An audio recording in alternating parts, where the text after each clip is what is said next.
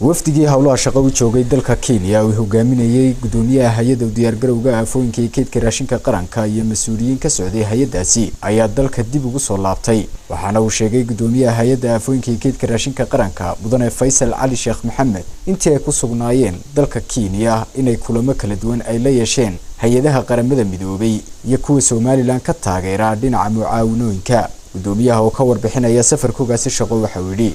maanta waxaanu safar shaqo uga soo laabanay dalka Kenya oo aanu muddo 6 shaar runtii aanu ku maqnay sabtidii hore aanu tagnay sabtidii dhaweyd muddada runtii aanu joognay safar shaqo ayuu ahaa in aanu la kulanno hay'adaha caalamiga iyo kuwa qaramada midoobay iyo kuwa urur goboleedyada runtii in aanu la kulanno oo aanu gaarsiino xaaladda Soomaaliland ay tahay dhinaca abaaraha iyo nolosha bulshadeena marka runtii safarkaasi waxaanu kulanno muhiim ah runtii kula qaadanay ururka u qaabilsan igaad u qaabilsan dhinaca isbedelka dhinaca cimilada loo yaqaano igaad climate prediction ayaanu la kulanay oo runtii xog badan iyo iswaraysi badan runtii aanu yeelanay iyo sidii aynu runtii u wada shaqayn joogta aynu u yeelan lahayn sidoo kale waxaanu la kulannay hay'adda dalka Kenya u qaabilsan maamulka ama maareynta abaaraha magaceeda la yiraahdo NDMA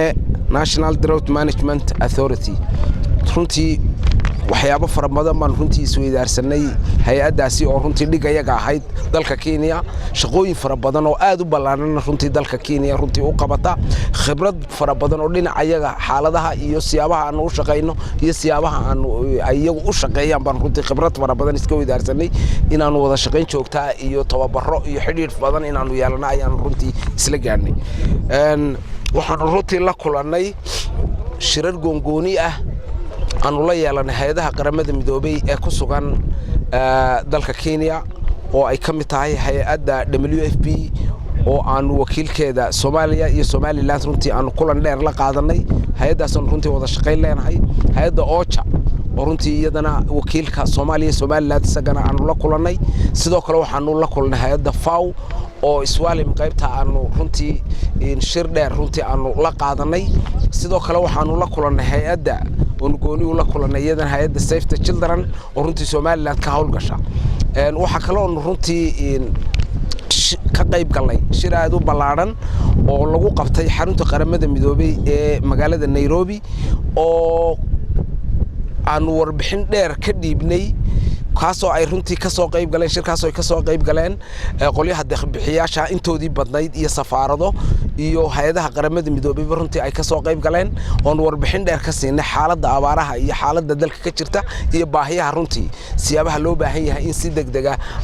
wax looga qabto si wanaagsan bay runtii ay u fahmeen su'aalo badan bay naga weydiiyeen wax badanna runtii waa uga jawaabnay sidoo kale waxaanu la kulannay hay'adda ECO ee European-ka u qaabilsan dhinaca